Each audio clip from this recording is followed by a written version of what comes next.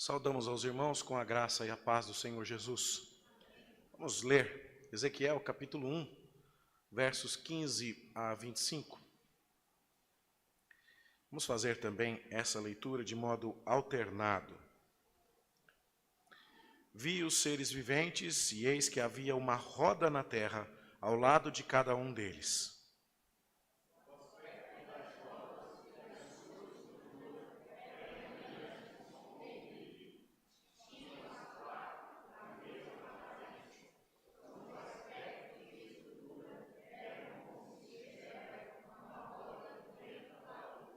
Andando, elas podiam ir em 4 direções e não se viravam quando iam.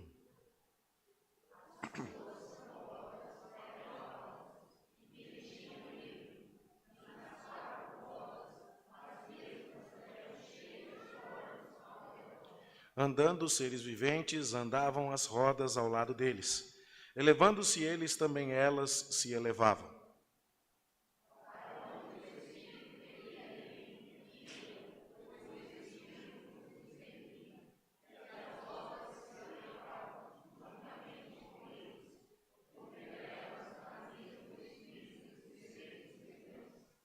Andando eles, andavam elas, e parando eles, paravam elas, e elevando-se eles da terra, elevavam-se também as rodas juntamente com eles, porque o espírito dos seres viventes estava nas rodas.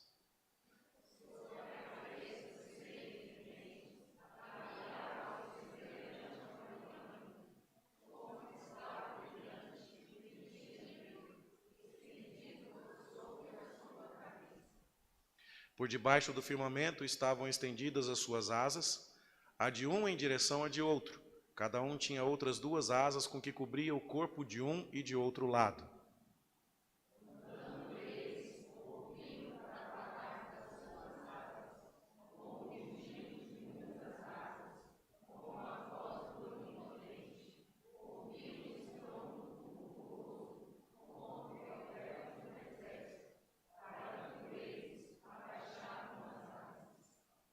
Veio uma voz de cima do firmamento que estava sobre a sua cabeça. Parando eles, abaixavam as asas. Até aí, meus irmãos. Você deve ter notado que com essa leitura que fizemos agora, nós concluímos a leitura do primeiro capítulo de Ezequiel inteiro durante a liturgia, inclusive o trecho inicial do capítulo 2. E é esse o texto da Escritura que eu gostaria de expor a você nesta noite, para que juntos aprendêssemos o que Deus tem a nos revelar através dessa gloriosa visão que Ezequiel tem e que é descrita aqui no capítulo 1 do seu livro. O mundo de Ezequiel estava virando de cabeça para baixo.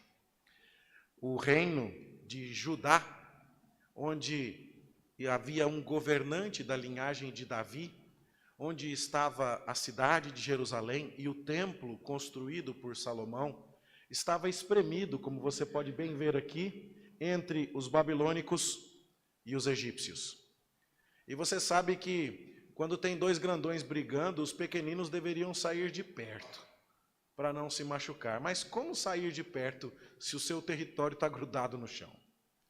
E aí então, como você talvez consiga visualizar aqui, a cor pela qual o reino de Judá está pintado aqui, é uma cor semelhante à dos babilônicos, dando-nos a ideia de que a Babilônia estava exercendo uma influência muito direta sobre o reino de Judá. Mas o fato é que isso não era uma constante. Egito e Babilônia disputavam constantemente o controle e a hegemonia do mundo, e o reino de Judá está no meio. E o que nós vamos ver ao ler a Escritura é que o rei Josias, que você já leu a respeito dele, que foi um rei que temeu a Deus, ele se envolveu nessa guerra. O faraó Neco saiu para ir até a Babilônia, para guerrear contra os babilônicos.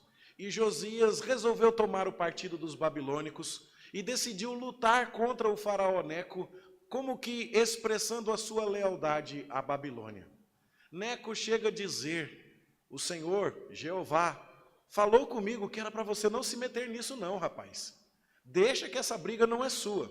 Mas Josias não deu ouvido e acabou sendo morto na batalha pelo faraó Neco. Veja, o reino de Judá já está tão perdido na sua idolatria e na sua falta de confiança em Deus, que começa agora a se meter em questões de política internacional e a guerrear batalhas e a travar guerras que não são suas.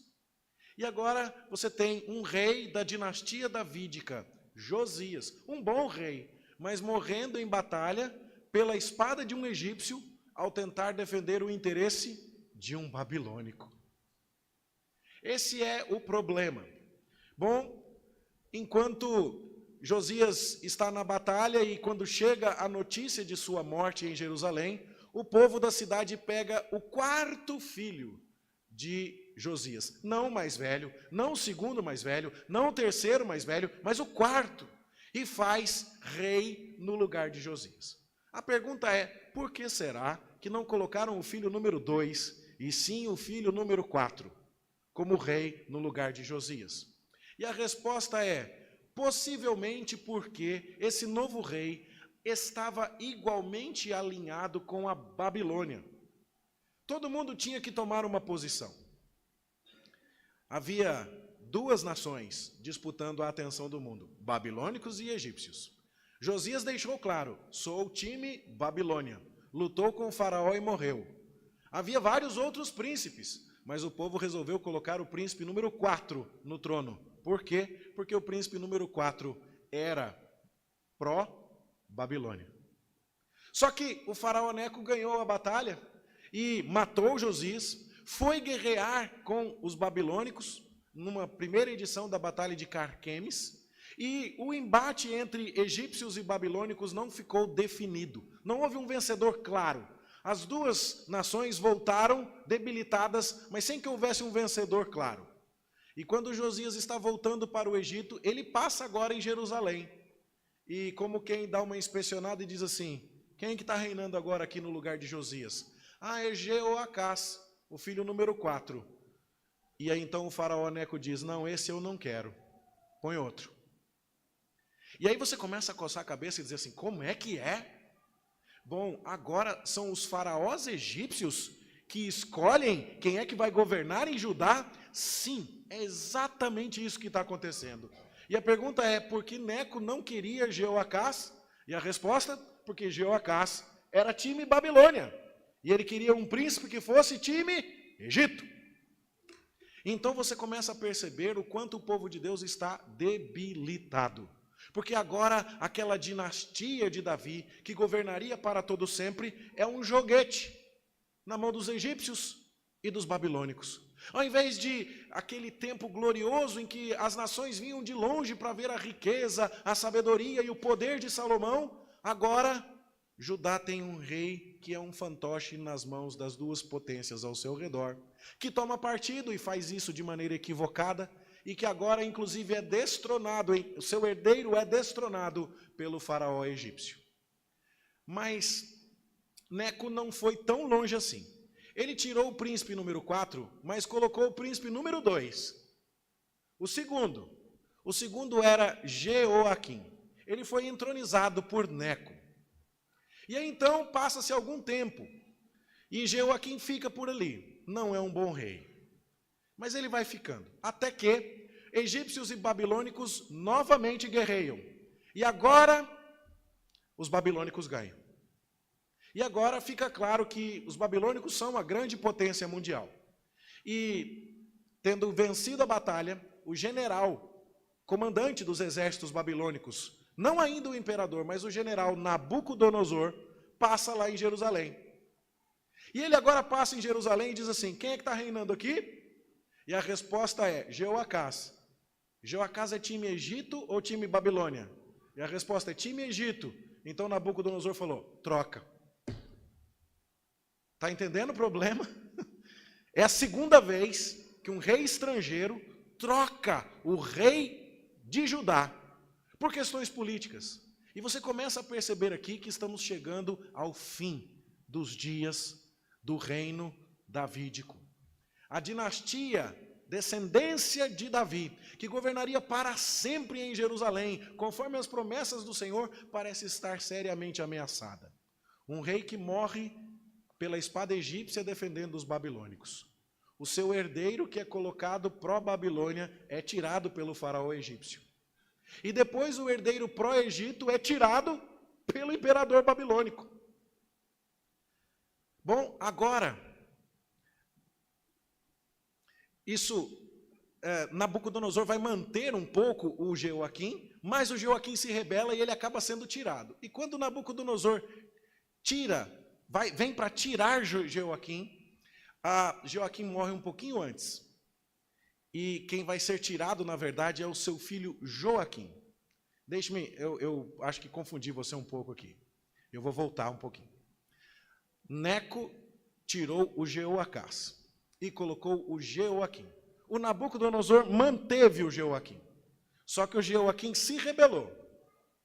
E aí, então, o Nabucodonosor foi lá para tirar o Jeoaquim. E ele morreu antes da hora. E quando o Nabucodonosor chegou lá, quem estava reinando era o filho dele, o Joaquim.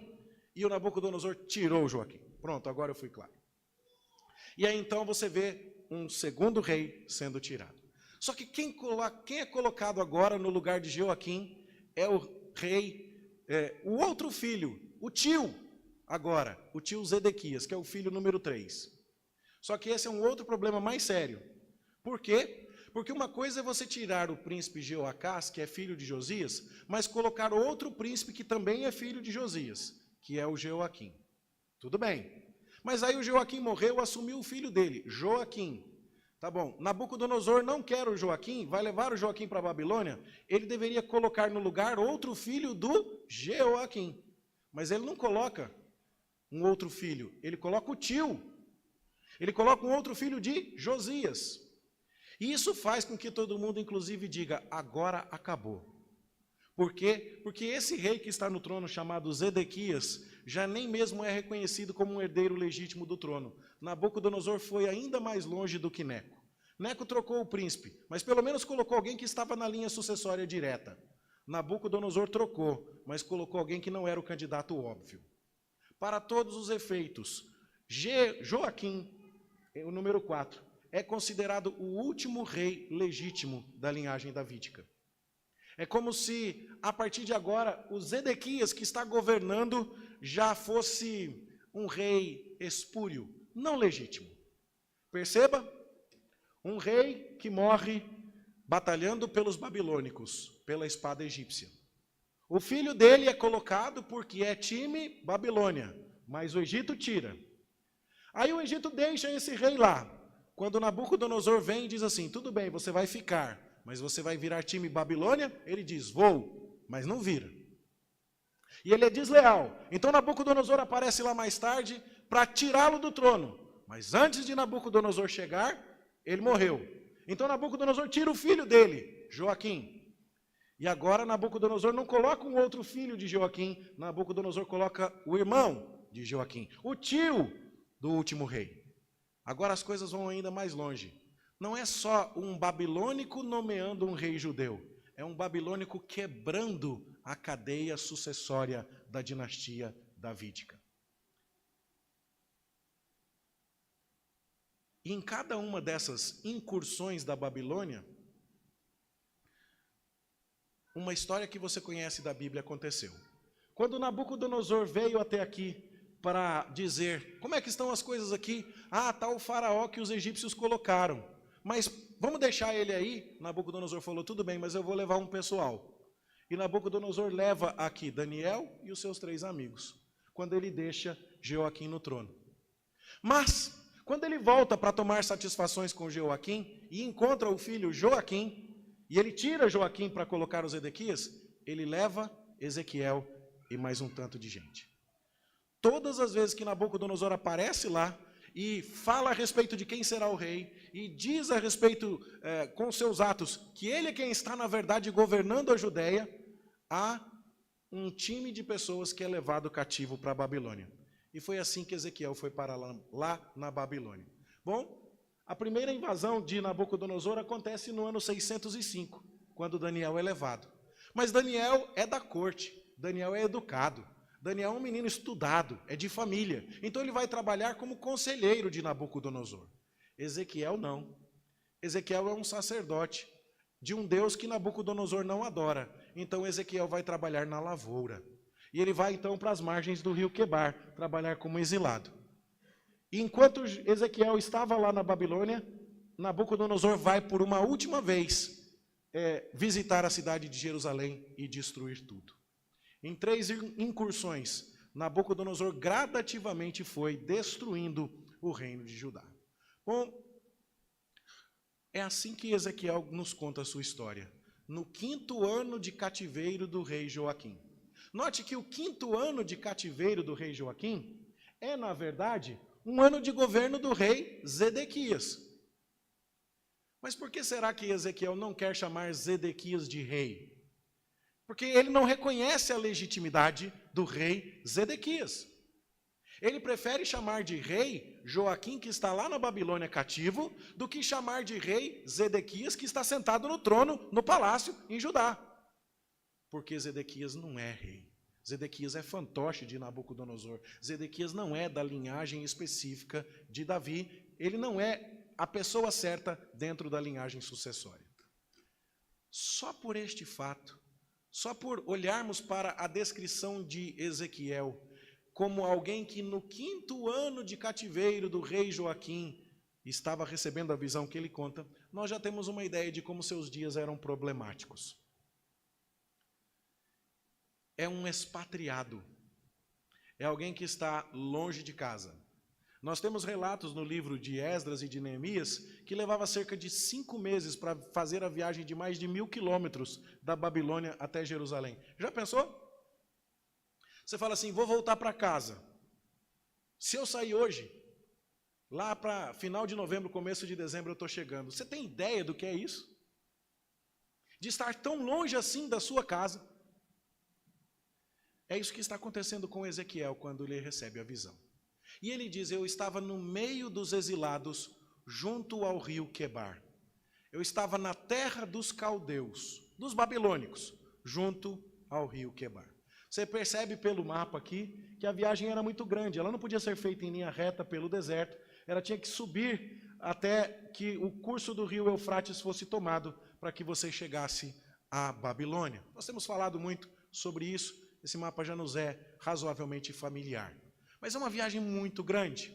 Então, é ali que está Ezequiel, na região da Babilônia. E qual era a situação daquele jovem? Bom, ele vai nos contar um pouco sobre a sua vida em poucos versículos. Ele vai dizer assim, aconteceu no 30º ano. E a pergunta é, 30º ano de quê? 30º ano de governo do rei Jeoaquim? Não deu tempo, ele não governou 30 anos. 30º ano de governo do rei anterior, Jeoaquim? Também não. 30º ano de governo de Zedequias? Também não. E a única resposta aceitável é o 30º ano de Ezequiel.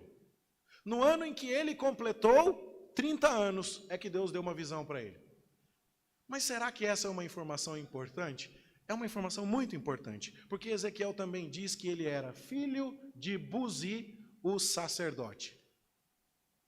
Para você ser um sacerdote no reino de Judá, era por direito de nascimento. Você tinha que pertencer à tribo dos levitas e à linhagem de Arão.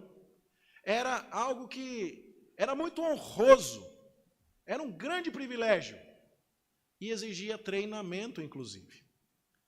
E a partir dos 20 anos os homens eram treinados e a partir do seu 30º aniversário, eles poderiam começar a oficiar como sacerdotes no templo. Sabe quando você completa 18 anos e descobre que o seu pai precisa vender o carro? E não adiantou nada tirar a carteira de habilitação? É mais ou menos o que acontece com Ezequiel. Completou 30, pode trabalhar como sacerdote no templo. Onde é que ele está? A 5 meses de distância do templo. Ele é de uma linhagem específica. Ele pertence ao povo de Deus, que está sendo governado por um fantoche de Nabucodonosor, que ele se recusa a reconhecer como rei e diz que aquele não é o 5º ano de governo de Zedequias, mas é o 5º ano de cativeiro de Joaquim. A situação de Ezequiel não é nada boa. Plano de carreira, acabou. O currículo dele, a faculdade que ele fez para ser um sacerdote, não está usando. O que é que ele está fazendo? Puxando enxada. O trabalho não é indigno por si, mas não é nem na horta dele. E não é nem para ele. É para Nabucodonosor, lá na Babilônia. Você consegue entender quanta coisa foi tirada de Ezequiel? Ele foi tirado da sua casa. Ele foi tirado da sua família. Ele foi tirado da sua identidade como sacerdote. Ele foi tirado da sua religião. Ele foi tirado do templo. Ele foi tirado de suas expectativas. Com 30 anos eu servirei a Deus no templo. Mas aos 25 ele foi levado. E 5 anos depois, ele está lá, nas margens do rio Quebar, na Babilônia, puxando enxada para Nabucodonosor. É preciso deixar claro que isso não está acontecendo porque Deus perdeu o poder. Muitas pessoas poderiam ser tentadas a olhar para isso e dizer: o Deus dos babilônicos é mais forte do que o Deus dos judeus. Mas não é isso que está acontecendo. Tanto é que o Deus dos judeus está dando declarações muito enfáticas ao seu povo em vários lugares diferentes. Ele deixou um profeta do calibre de Jeremias em Jerusalém para mostrar que estava no controle de tudo. Colocou um profeta do calibre de Daniel na corte babilônica para mostrar que ele é quem manda. E Daniel, inclusive, chegou a dizer para Nabucodonosor o que significavam os sonhos que o Nabucodonosor tinha. Ele chegou a dizer: Nabucodonosor, você vai ser um grande imperador, mas o maior império que tem é aquele do Senhor nosso Deus, que manda em todas as coisas. Então, já fica claro para todo mundo, com a presença de Daniel na corte, que o Deus dos judeus é o Deus verdadeiro. Nabucodonosor admite isso em suas declarações. Ele baixa decretos para que todos reconheçam isso. Mas enquanto isso, lá na roça, puxando enxada, na margem do rio, tem um profeta que está dizendo as mesmas coisas. E nós aqui então, começamos a olhar para Ezequiel e pensando: vida dura, meu jovem. Que situação. Quantas expectativas humanas, assim falando, frustradas. Que tempos difíceis são esses que você está vivendo. Mas o dominador é muito grande. Aquela cidade, Babilônia, é uma das maravilhas do mundo antigo. A Torre de Babel, os jardins suspensos da Babilônia, são elementos que têm uma descrição tão grandiosa que ultrapassa os séculos. Entre as 7 maravilhas do mundo antigo está algo chamado Jardins Suspensos da Babilônia. E os jardins suspensos da Babilônia, provavelmente, são esta construção. Nesse detalhe aqui não está pegando, está para o outro lado. Mas são uma construção que Nabucodonosor mandou fazer para uma de suas esposas. Ela vinha de uma terra que tinha muitas montanhas. E a Mesopotâmia era muito plana. E um dia ela diz: majestade, eu estou com saudade das montanhas da minha terra. Ele diz: não tem problema, eu faço uma montanha para você aqui. E aí então ele constrói uma torre, no formato da antiga Torre de Babel, no formato do santuário do deus Marduk, que era um dos prédios mais importantes da Babilônia. E ele enche aquela torre de jardins, em todos os seus andares. E ele faz um sistema de irrigação que leva água a 90 metros de altura no ano 600 a.C. Isso não é brincadeira. E só para satisfazer o capricho de uma das esposas reais. Quando você olha para o poder humano de Nabucodonosor, quando você olha para a autoridade com a qual Nabucodonosor chega e diz: não é mais Joaquim, eu vou tirar ele do trono, não tem problema, tá agora o Joaquim, sai daí, vai o Zedequias, vem todo mundo, vamos para a Babilônia, vocês vão me servir. Você fica se perguntando: quando é que isso acaba? Mas não é só isso que você questiona. Você questiona: Deus está mesmo no comando? Deus dá conta de Nabucodonosor? Deus está olhando para mim? Será que Deus viu o meu problema? Será que Deus esqueceu do seu povo? Bom, os 3 profetas estão clamando a plenos pulmões que esse não é o caso. Deus está executando, sim, a sua disciplina sobre um povo rebelde e idólatra, mas ele está deixando claro que não é esse o problema. E Deus vai usar algumas figuras importantes, conhecidas por todos naquela época, para deixar isso muito claro. Bom, esta é uma das reconstruções artísticas da Babilônia. Eu já tive chance de mostrar aqui a vocês que os azulejos vitrificados, que foram produzidos, azulejos de vidro, azuis, lindíssimos, que foram produzidos nas fornalhas da Babilônia, do tipo daquela em que colocaram os amigos de Daniel. Esses azulejos foram descobertos em 1800 e alguma coisa, por um arqueólogo alemão chamado Robert Koldewey. E foi construída uma ferrovia da Babilônia para levar esses azulejos até o Museu de Berlim. E esses azulejos estão lá para serem mostrados. E esse portal é magnífico, tem quase 20 metros de altura. E era um portal conhecido como Portão de Ishtar, ou Portão de Astarote, a esposa de Baal em alguns momentos, a deusa babilônica. E era por aquele portal que, uma vez por ano, no dia de Ano Novo, Nabucodonosor entrava com o deus Marduk, ou Bel, cujo nome era homenageado no novo nome que foi dado a Daniel, Beltesazar. Daniel era homenageado com o nome de Elohim, o nome de Deus, mas agora Nabucodonosor quer transformá-lo e dar a ele um nome que segue a divindade babilônica. E este deus Bel saía em procissão lá daquele santuário, lá daquela torre, no dia do Ano Novo. E ele vinha num barco que tinha rodas. E o rei vinha na frente em sua carruagem real. E aí então, este festival era conhecido como o Festival de Akitu.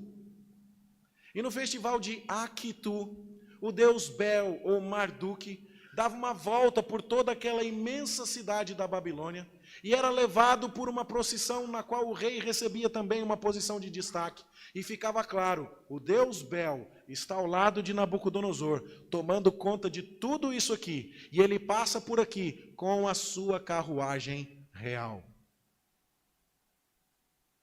Isso marcava a Babilônia como um território de Bel, e não como um território de Jeová. E para alguém que foi tirado da sua casa, tirado da sua família, tirado da sua profissão, para alguém que não pode exercer o sacerdócio, como seria encarar aquele conceito que hoje nos parece mais simples, de que Deus está em todos os lugares, de que Ele é o Senhor em todos os momentos? Será mesmo que Jeová manda lá na Babilônia? A carruagem de Bel passa por aqui. Nabucodonosor passa por aqui. Nós fomos tirados de lá e viemos para cá. Quem está governando lá já é alguém que o próprio Nabucodonosor colocou. Quem é que está no controle das coisas aqui? Os judeus entendiam muito bem, e para eles não era difícil acreditar que Jeová mandava em Jerusalém.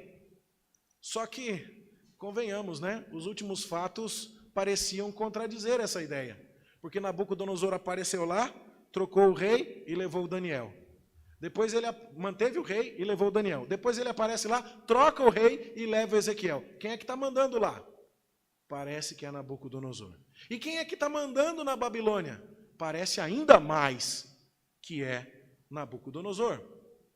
E no festival de Akitu, e há muitos registros disso, e se você depois quiser procurar, é a letra A-K-I-T-U. Você pode procurar isso depois na internet. Você vai ver, como dá para ver aqui, né? O rei Nabucodonosor cumprimentando Abel ou Marduk, ou Nebo também é um dos nomes dos deuses ali, e a carruagem sendo levada com a imagem do Deus e o rei, a carruagem real, passando para dizer, aqui é Babilônia, aqui é Marduk, aqui você é escravo, Ezequiel, aqui você não faz sacrifício, aqui você puxa enxada, aqui não interessa se você já fez 30 anos, aqui não interessa o que você acreditava, aqui é Babilônia.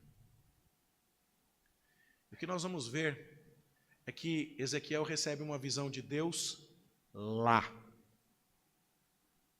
E sabe, meus irmãos, Aqui nós já temos uma lição muito importante. Muitas e muitas vezes, quando nós estamos nesses buracos, a primeira coisa que a gente quer é sair. Mas muitas e muitas vezes, a primeira coisa que Deus quer que a gente faça quando a gente está no buraco é olhar para Ele. Quando a gente sai do buraco sem olhar para Deus, a gente não aproveitou o buraco como deveria. Se a crise não te aproximou de Deus, você não desfrutou do problema como deveria. Porque nós cremos que todas as coisas cooperam para o bem daqueles que amam a Deus e são chamados segundo o seu propósito. E até mesmo as nossas lutas, e até mesmo as nossas dificuldades, são usadas por Deus para nos aperfeiçoar. Eu já devo ter mencionado isso aqui, mas eu falava com alguns africanos uma vez, quando dava aula lá num seminário na África, e a conversa era assim: a gente acha o povo ocidental lá, o povo branco, meio esquisito. Quando vocês passam por problemas, vocês oram, pedindo para Deus livrar vocês do problema, pedindo para Deus levar o problema embora. Quando a gente passa por problema aqui, a gente ora pedindo para Deus nos dar força e aprendizado no meio do problema.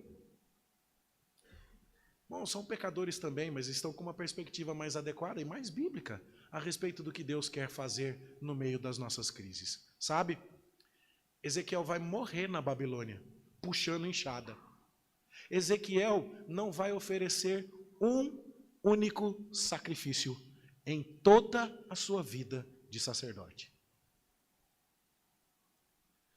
Ezequiel vai dar as piores notícias possíveis. E quando você vê o que Deus manda Ezequiel fazer no capítulo 2, você quase se compadece dele, porque Deus diz assim: Ezequiel, vai lá e fala com esse povo, e endurece a face para falar com eles, porque o nome de Ezequiel tem a ver com isso, um rosto duro. Fala com esse povo, que esse povo não está arrependido e eu estou bravo com eles. Eles vão ficar bravos com você, eles vão virar cara para você, eles não vão te ouvir, mas vai lá e fala assim mesmo. Você pensa assim: pobre Ezequiel, né, Deus? Não basta o senhor tirar o menino de casa? Não basta o senhor tirar o emprego dele de sacerdote? Não basta o senhor afastar o moço da família? Não basta o senhor colocar ele para puxar a enxada aqui nesse calor da Babilônia? O senhor ainda precisa colocar ele para anunciar a tua palavra para quem não quer ouvir? Bom, eu queria desafiar você a ler Ezequiel e encontrar um único lugar em toda a profecia onde Deus está compadecido de Ezequiel. Mas não porque Deus seja um pai masoquista, um pai que gosta de ver o seu filho sofrer, não é isso. Não porque Deus dê tribulações e angústias para Ezequiel, só porque Deus se deleita no sofrimento do profeta, não é isso. É que aquilo que nós costumamos chamar de sofrimento e problemas, Deus está vendo como oportunidades para servi-lo. Ezequiel não está servindo a Deus no templo, mas ele está servindo a Deus na beira do rio Quebar. Tem outro profeta servindo a Deus lá no templo, e o nome dele é Jeremias. Mas Deus quer alguém para servi-lo entre os exilados. E o nome desse profeta é Ezequiel. E a Bíblia não nos permite olhar para Ezequiel dizendo: pobre homem, foi chamado para ser profeta. Que tristeza a vida dele. Não. Irmãos, há ocasiões em que a mensagem de Ezequiel precisa ser encarnada de tal modo que ele sofre mesmo. Para mostrar que Deus ia colocar a cidade de Jerusalém num cerco e depois destruir tudo, Deus mandou que Ezequiel fizesse uma maquete da cidade de Jerusalém e ficasse deitado e amarrado do lado dessa maquete por centenas de dias, para ilustrar para o povo o que ia acontecer em Jerusalém. Para mostrar que eles iam ter que comer comida racionada, Ezequiel ficou mais de ano comendo pão e bebendo água muito pouquinho. Era quase um pão francês e um copo americano de água por dia, a ração de Ezequiel, por mais de ano. Tem ocasiões no livro de Ezequiel onde isso chega a ser ainda pior. Deus diz assim: o povo lá de Jerusalém confia no templo e acha que porque tem um templo em pé lá, que é a minha casa, que eu nunca vou destruir Jerusalém. Eles se deliciam no templo, mas eu quero que olhem para mim. E para deixar isso claro, Ezequiel, hoje eu estou matando a tua esposa, aquilo que é a delícia para você. Eu quero que você olhe para mim. E do mesmo jeito que eu vou destruir o templo e eu não quero ninguém lamentando porque eu estou disciplinando um povo que aprendeu a confiar no templo e se esqueceu de mim, eu não quero que você sequer cubra os bigodes em sinal de luto. Eu estou tirando a sua esposa de você e eu quero você olhando para mim. Irmãos, nós já encaramos a seriedade disso? Como isso não combina com o estilo mimimi ocidental contemporâneo? Parece que Deus é quase um gênio da lâmpada. Parece que Deus é alguém que existe para satisfazer aos nossos desejos. Parece que Deus é obrigado a nos trazer conforto. Não tem nada disso na vida de Ezequiel, não tem nada disso na vida dos profetas. Mas Deus está chamando a Ezequiel e a muitos outros, em muitas épocas e lugares, a viverem uma vida de sacrifício, de negação de si mesmos, de tomarem a sua cruz e irem até Cristo e de considerarem isso como o maior de todos os privilégios. Porque essa é a vida abundante, olhar para Deus. Como nós precisamos aprender com a leitura das páginas difíceis da Escritura. Estando eu no meio dos exilados, se abriram os céus e eu tive visões de Deus. Não é interessante como a gente gosta, às vezes até de vir na igreja e cantar que teve visão de Deus e tal, mas quando a gente está no meio dos exilados lá fora, ou quando o problema está pegando na vida de segunda a sábado, a gente fraqueja um pouco no interesse e na fome por esse tipo de experiência? Irmãos, como temos a aprender aqui. E a visão de Ezequiel é estranha. Muito estranha. Tão estranha que é provavelmente o texto de redação na língua hebraica mais confuso e travado de todo o Antigo Testamento. Faltam preposições, faltam conjunções. Há alguns erros gramaticais típicos de alguém que está escrevendo em êxtase. Eu não sei você, eu tenho umas discussões filosóficas bem pesadas com os meus filhos de vez em quando. Boas, maravilhosas. Mas sabe aquelas perguntas de existência da vida, assim, tensas? E às vezes quando isso está acontecendo e eu estou no volante, eu perco a entrada de alguma coisa. Eu vira e mexe, tenho que fazer retorno. Eu não dou conta de conversar pesado e ainda achar o caminho de onde eu estou indo. Então, às vezes eu falo, Davi, espera um pouquinho, eu vou chegar no lugar primeiro, depois a gente continua esse papo. Porque as palavras faltam.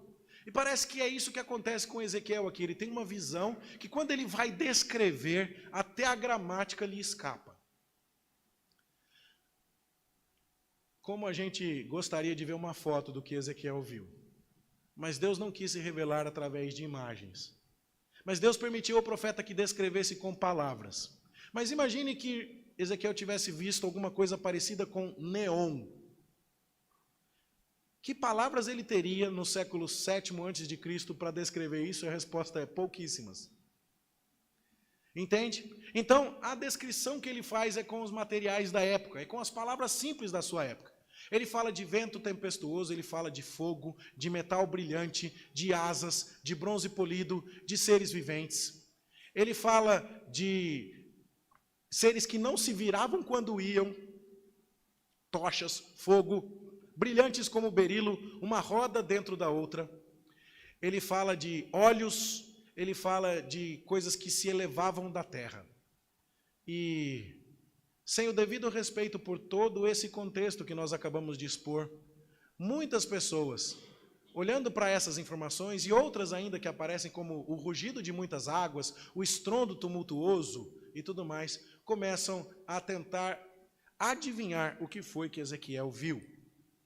O que seria mesmo que Ezequiel viu? Bom, a distorção a gente vai apresentar muito rapidamente.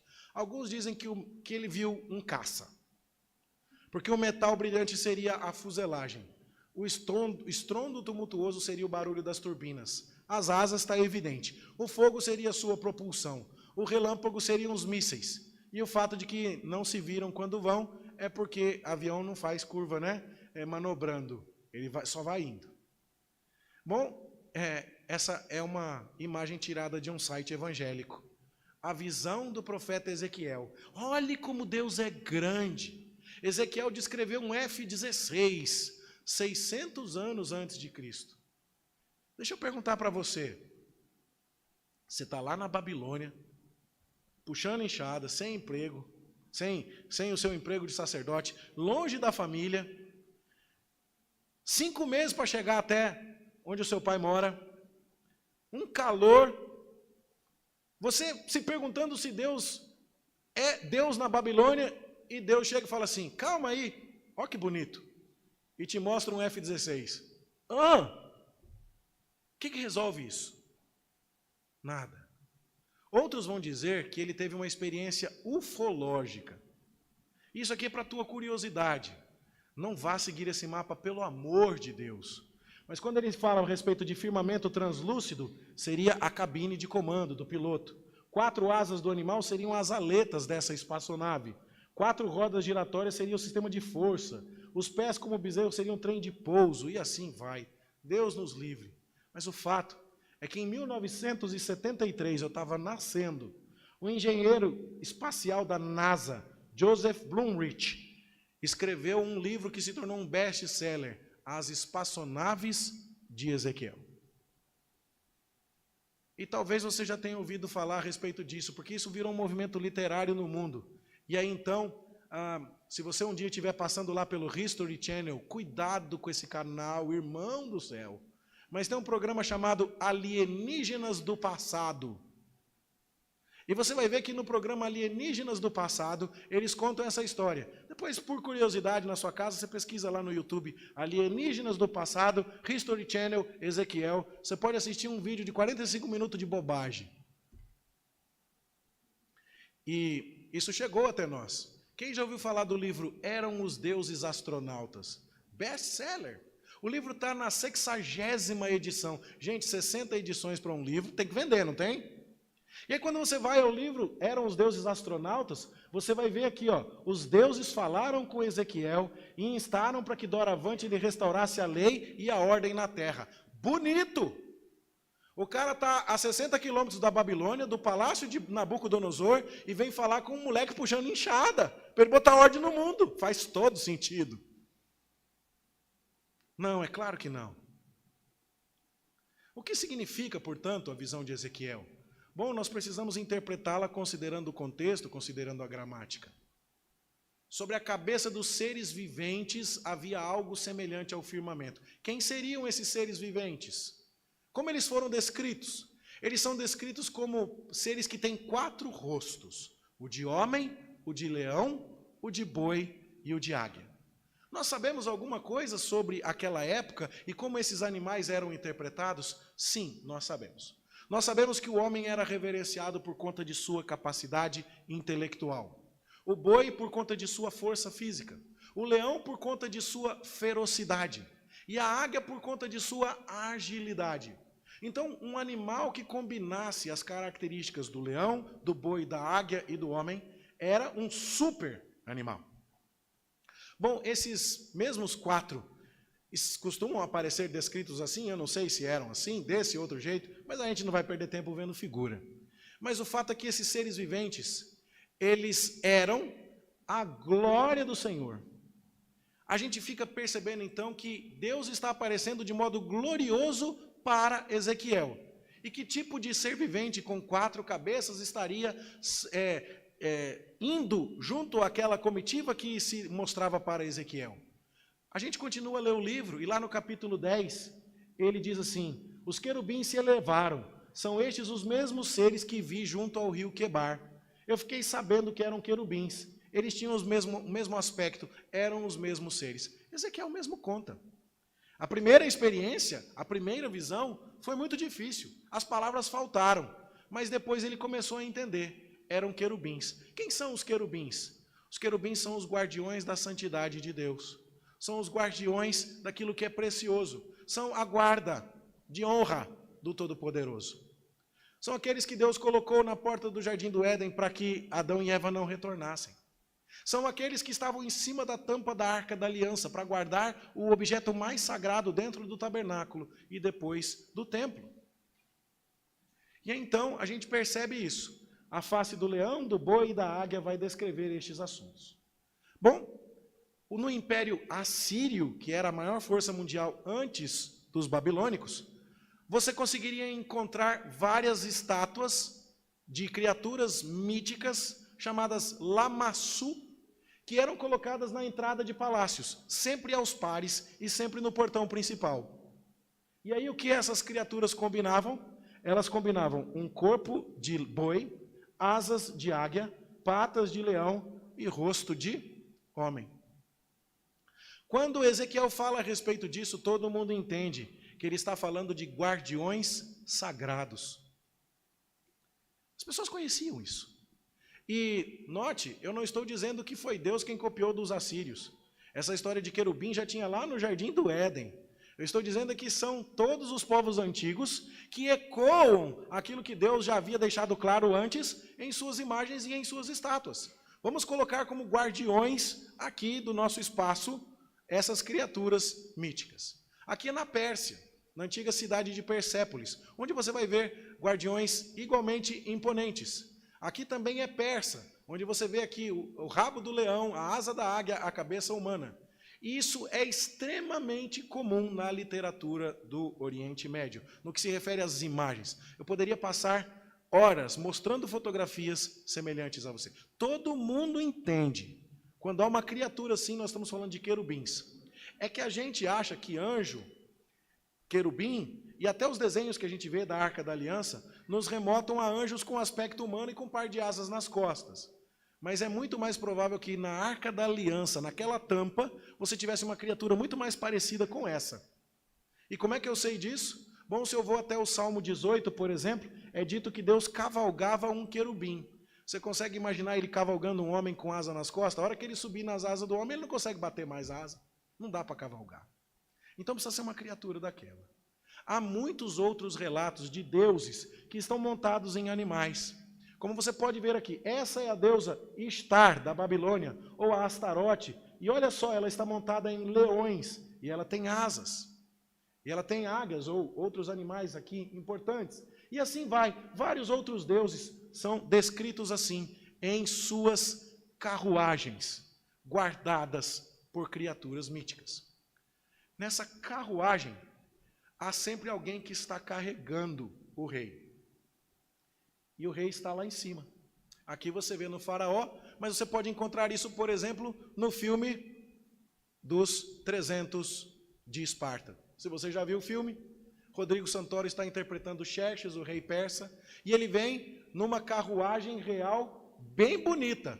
Quem que está carregando a carruagem real de Rodrigo Santoro no filme 300? São os seus servos. São escravos. Mas olha lá, que tipo de animal está na carruagem real do rei persa? Bois e leões. E são exatamente os animais que você encontra na iconografia persa. Aqui a carruagem do rei Xerxes, sendo carregada por escravos. Percebe? Bom, o que Ezequiel viu foi um pavimento, um chão, com um trono lá em cima, mas quem estava carregando embaixo aqui não era homem não, era querubim. Opa, peraí. Então, a descrição é muito mais gloriosa. Deus veio com a carruagem dele, puxada por querubim, para visitar Ezequiel, lá naquele buraco fim de mundo, nas margens do rio Quebar. Isso também já é uma lição poderosa. Não importa o tamanho do buraco onde você se meteu. Não importa quão longe você foi parar do lugar onde você achava que devia estar. Deus chega até você. Deus vai te encontrar. Por isso que nós lemos na liturgia que Ezequiel estava no meio dos exilados, nas margens do rio Quebar, e depois nós cantamos, és Deus de perto, e não de longe. Não para dizer que Deus não é capaz de alcançar longas distâncias, mas para dizer que Deus está perto de você, não importa quão longe você esteja.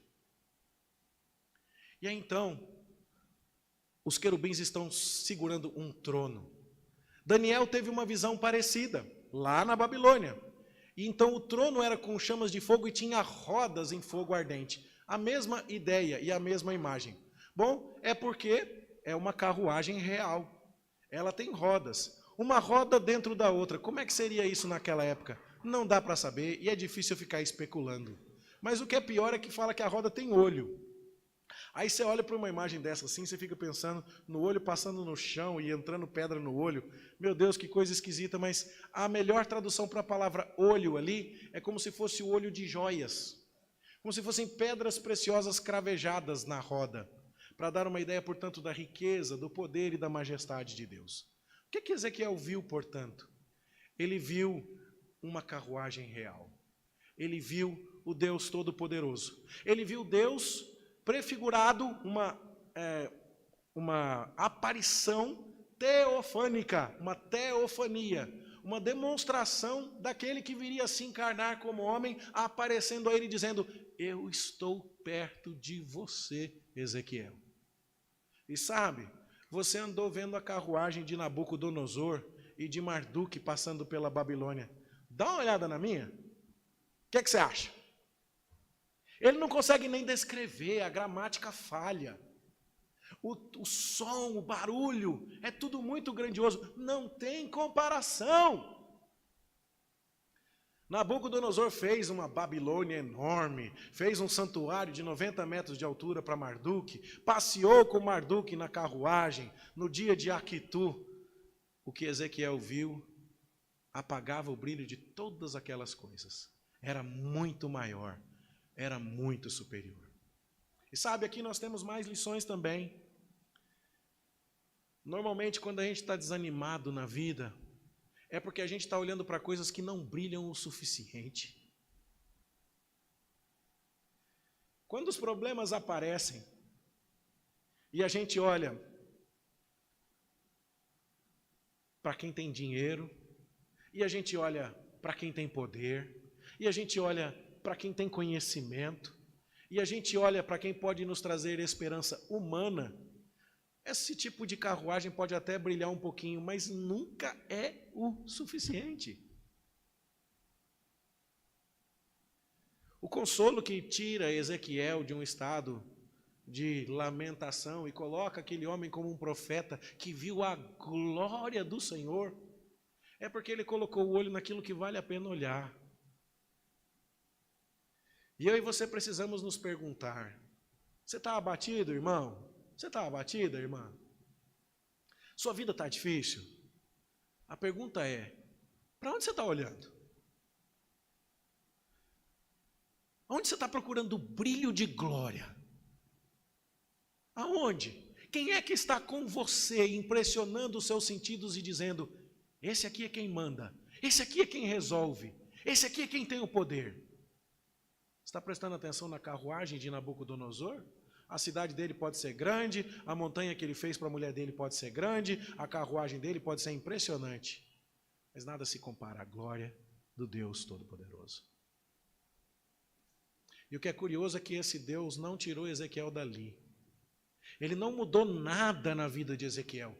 Os problemas de Ezequiel continuaram os mesmos até o fim. Ele morreu lá, puxando enxada, na Babilônia, sem oferecer sacrifício. Mas ele viu a glória de Deus. Você já reparou como é diferente a pessoa que vê Deus? Ela pode morrer levando pedrada que ela não liga. Lembrou de alguém da Bíblia que eu estou falando aqui? Estevão.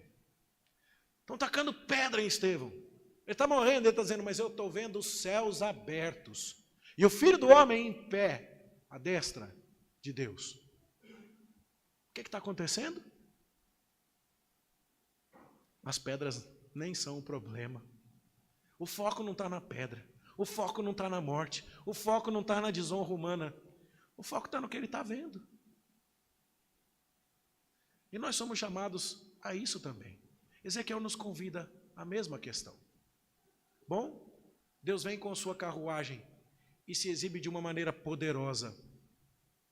E é curioso que Deus fez a mesma coisa por vários outros lugares da Bíblia, não é? Você lembra de alguém que estava sofrendo e ficou perguntando: Deus, por quê? Aí Deus aparece, mostra toda a glória para ele e vai embora sem mudar nada. Tem vários candidatos. O primeiro deles se chama Jó. Perdeu o dinheiro, perdeu a família, perdeu a saúde, e aí Deus aparece e fala assim: você sabe com quem você está falando? Você olhou para a minha majestade, para a minha glória, para a minha sabedoria? E Deus vai embora e não muda nada naquele momento. E parece que para Jó as coisas mudam. Eu te conheci antes de ouvir falar, mas agora de contigo andar. Lembra de João, na ilha do Apocalipse? Está preso, o último apóstolo vivo. Mina de trabalhos forçados, de carvão. Os cristãos estão sendo queimados em praça pública, perseguidos, jogados aos leões do Coliseu. E Deus aparece e fala assim, vem cá, deixa eu te mostrar um negócio. Leva ele lá ao céu e mostra tudo para ele. E depois, devolve ele na ilha de Caras? Não, devolve na ilha de Pátimos mesmo.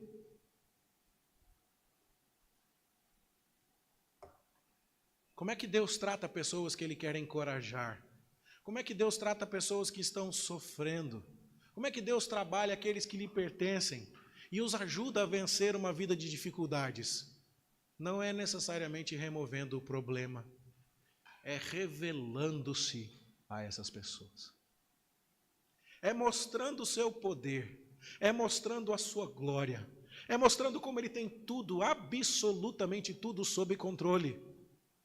Como Ele está no trono, como é Ele quem manda. E é assim que Ele quer que sejamos consolados. Porque assim a gente se consola nele e não na situação. Porque assim a glória é dele e não do contexto. E esse Deus aparece cavalgando um querubim para Ezequiel. Ele é descrito como um Deus que cavalga sobre os céus em Deuteronômio, que cavalga sobre as nuvens no Salmo 68. Um Deus que cavalgava uma nuvem ligeira em Isaías 19. Um Deus que faz das nuvens a sua carruagem e cavalga nas asas do vento no Salmo 104. Ele está andando pelo mundo todo, numa carruagem real, com uma glória absoluta, que Ezequiel não conseguiu descrever sem tropeçar na gramática. Ele não estava só em Jerusalém, ele estava na Babilônia. Ele não estava só no palácio com Daniel, ele estava com Ezequiel nas margens do rio Quebar. E ele habita com o contrito, com o quebrantado, com o sofredor. Ele está com você, na sua dor, irmão. E agora então, a gente vai parar de ficar prestando atenção em disco voador, caça F-16. Aí a gente vai começar, inclusive, a esperar menos a respeito do conforto ou da solução do problema e vai dizer assim, Ezequiel, conta mais para mim o que foi que você viu. E o que é que isso significa? E o que é que eu devo esperar?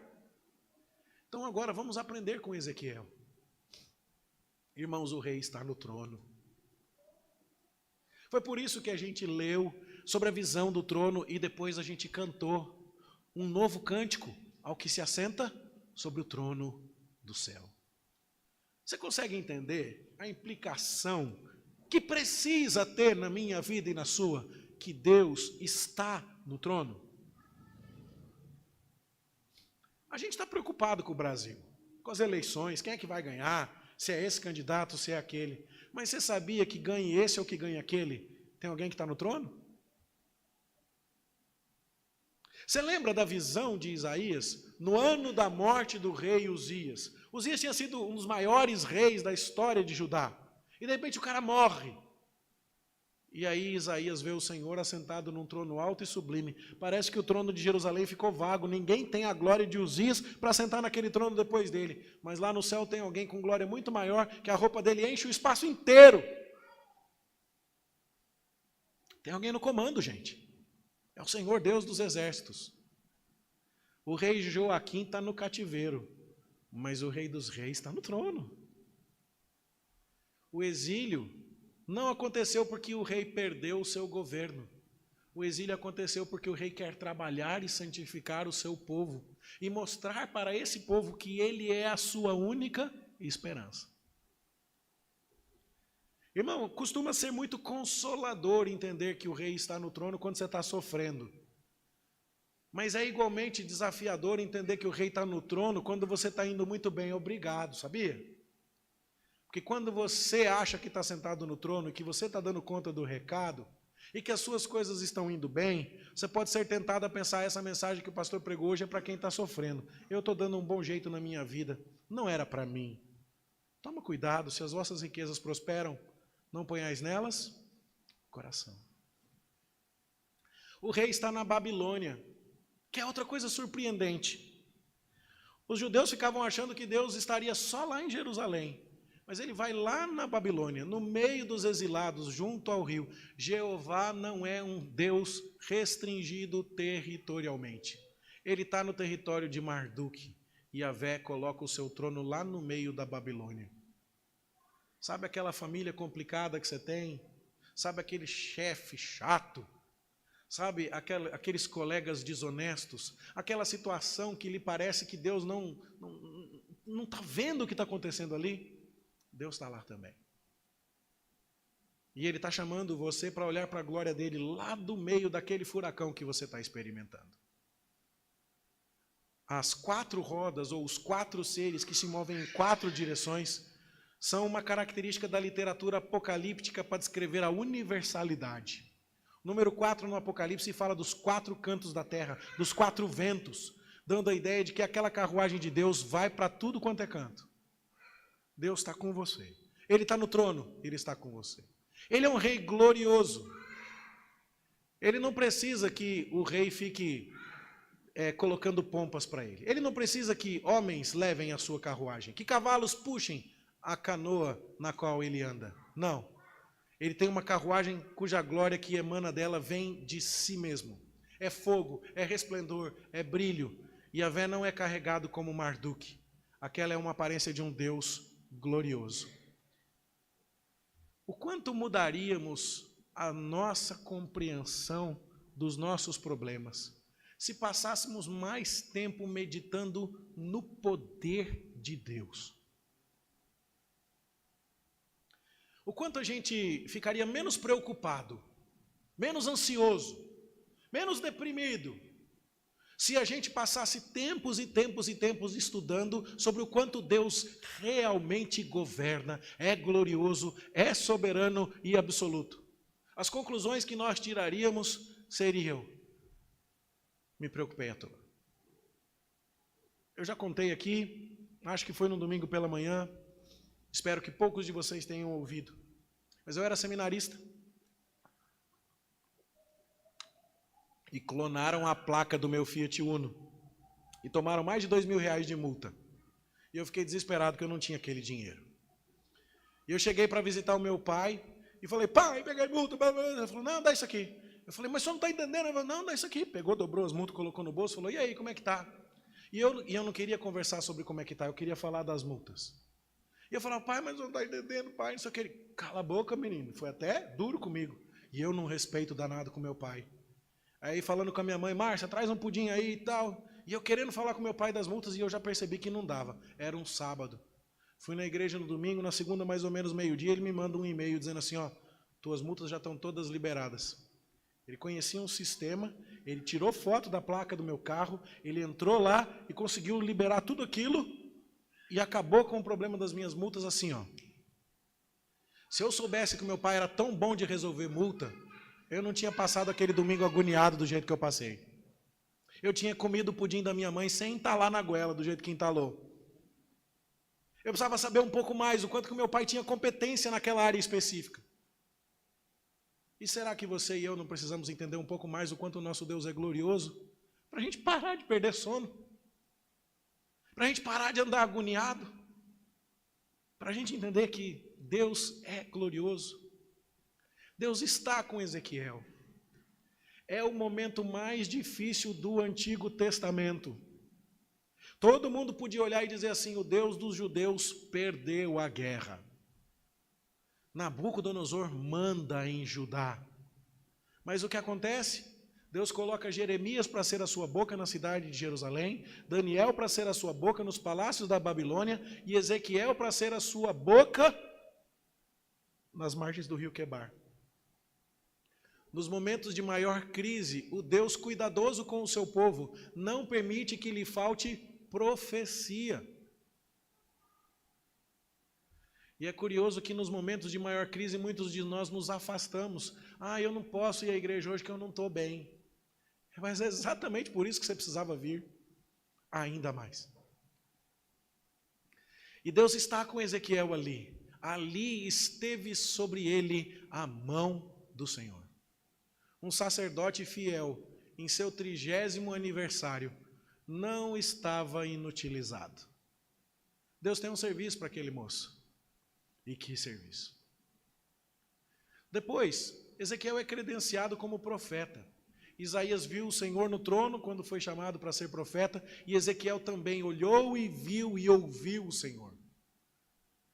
Tem gente que quer ser profeta no mundo, mas não teve nenhum encontro com essa glória de Deus, não viu esse Deus. Será que o seu testemunho está meio fraco? Será que as pessoas da tua família por quem você ora e que você quer tanto trazer à igreja e cuja conversão você tanto espera, não estão simplesmente entendendo muito bem, porque como profeta você não é uma pessoa que está desejosa dessa visão de Deus? Você já percebeu como o entusiasmo é uma coisa contagiante? E você sabia que a palavra entusiasmo tem Deus no meio dela? Como é que fala Deus em grego? Theos. E entusiasmo vem de estar em theos, entusiasmado. Entusiasmado quer dizer estar em Deus. Uma pessoa que viu Deus, ela está animada. Como é que eu vou para a igreja desanimado? Como é que eu estou desanimado para ir para a igreja? Só se eu não vi Deus direito. Mas quando eu estou animado, a minha profecia vai chamar a atenção das pessoas. Elas podem até não se converter, porque quem faz isso é o Espírito Santo. Mas, uau! Ezequiel gozava do prestígio lá na Babilônia. As pessoas nem o ouviram, mas os anciãos da terra queriam se assentar com ele. Conta-se de que havia um homem que queria ouvir Charles Spurgeon, mas era um ateu. E aí então perguntaram para ele, mas por que você vai ouvir Charles Spurgeon? Você não acredita no Deus que ele acredita? Mas ele acredita, é tão bonito de ver. Já pensou na beleza com que Deus será comunicado pela minha vida e pela sua, quando a gente tiver realmente esse nível de contemplação da glória de Deus? E como nós falhamos, porque a gente passa a semana olhando para o problema e olhando para a carruagem de Marduk e olhando para as contas e olhando para o tamanho dos jardins suspensos da Babilônia, e a gente não dedica o tempo e a energia e o amor e a paixão para contemplar a glória desse Deus que faz toda a diferença? Bom, se você compreende isso, isso vai abrir janelas e janelas para a compreensão de toda a mensagem da Bíblia. Esse tipo de visão gloriosa é o que encerra a mensagem da Bíblia. Um dos livros que tem maior paralelo com Ezequiel na Bíblia é exatamente o livro do Apocalipse. E não é por acaso que a gente cantou aqui a canção do Apocalipse. Se você pegar Apocalipse 4 e 5, você vai ver que lá tem um trono com um arco-íris, com trovões e com relâmpagos e com a figura de um ser lá sentado no trono, e o que está sendo visto por João no Apocalipse é exatamente aquilo que está sendo visto por Ezequiel lá na Babilônia. E é curioso, né? Não são visões que foram tidas no templo, uma é na Babilônia e outra é na ilha de Patmos. E quando nós vislumbramos isso, nós encontramos um encorajamento para viver dias como os de Ezequiel e dias como os de João no Apocalipse. Eu gostei demais desta frase. A visão da glória de Deus é o combustível da fé que suporta adversidades. Se eu pudesse resumir o sermão numa frase, eu diria isso. Adversidades todos temos. Como nós as suportamos? A maneira de Deus é: veja a minha glória. Olha para mim. Olha para mim. Bom, por último, é claro, nós temos como lições derivadas aqui. Aprender a interpretar a Bíblia de maneira correta. Cuidado com o que a gente assiste na televisão. Cuidado com alienígenas do passado. E outras coisas que tais. E sabe, cuidado para onde você está olhando. Você já parou para pensar como poderia ser diferente a sua fé se você estivesse colocando a sua energia para fazer mesmo a oração que a gente cantou hoje aqui, Fala, Senhor, fala comigo. Transborda em graça o meu viver, dá paz ao meu coração, dirija o meu caminhar. Mas para que isso aconteça, querido, você precisa estar interessado em vislumbrar essa glória. A gente ensaiava a música que vamos cantar agora para terminar o culto, e minha esposa dizia assim, esse hino a gente canta muito no velório. E é verdade. Já reparou isso? Quando você está passando assim, na porta da igreja, tem uns carros estacionados e a igreja está cantando assim, ó, pensai nesse lar lá do céu. Você já fala assim, deixa eu ver no grupo aqui quem morreu. Mas será que a gente devia pensar no céu só quando alguém morre? Ou quando alguém deixa de viver com abundância no meio das dificuldades?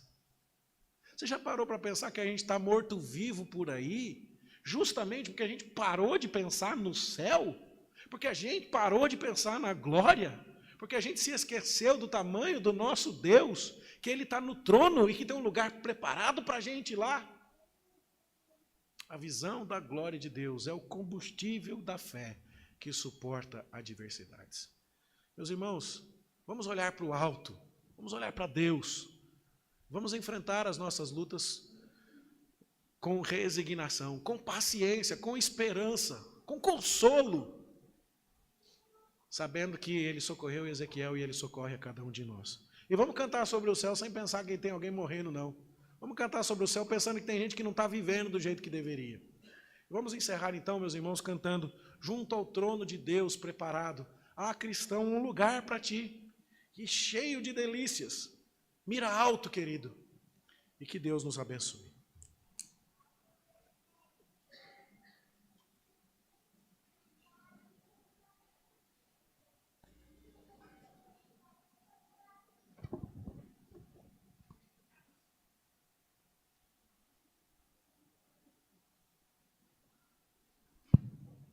Vamos colocar de pé.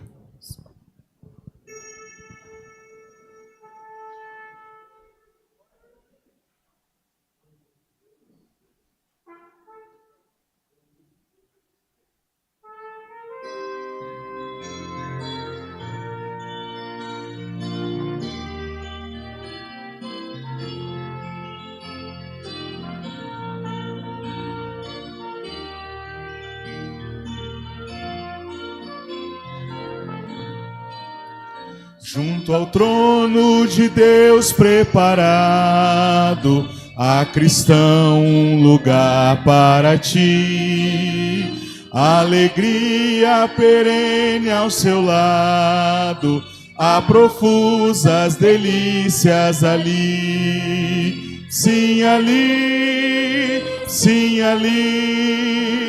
de seus anjos fiéis rodeado, numa esfera de glória e de luz, junto ao Pai nos espera Jesus. Os encantos da terra não podem dar ideia do gozo dali. Se na terra os prazeres acodem, tais prazeres se findam aqui. Mas ali, as venturas eternas concorrem com o brilho perpétuo da luz, a tornar-te feliz com Jesus. Conservemos em nossa lembrança as riquezas do lindo país, e guardemos conosco a esperança numa vida melhor, mais feliz. Pois ali, o cristão pela fé sempre alcança as riquezas do reino da luz, prometidas por Cristo Jesus. Quem quiser desfrutar da aventura que no belo país haverá, É somente pedir de alma pura, que de graça Jesus lhe dará. Pois dali, todo cheio de amor, de ternura, desse amor que mostrou lá na cruz, nos atende, nos ouve, Jesus.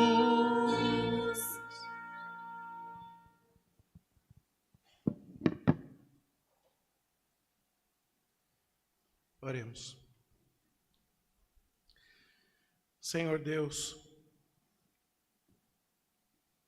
não é preciso nenhuma revelação extraordinária para que saibamos que entre nós, neste auditório, há pessoas que estão lutando com problemas de saúde, há pessoas que estão lutando com problemas familiares, há pessoas que estão lutando com problemas financeiros, há tantos outros tipos de angústias, medos e temores. Há tantos lugares parecidos com as margens do rio Quebar entre nós. Nós pedimos ao Senhor por cada um desses corações atribulados. Pedimos-te que a visão de Ezequiel seja a visão desses irmãos.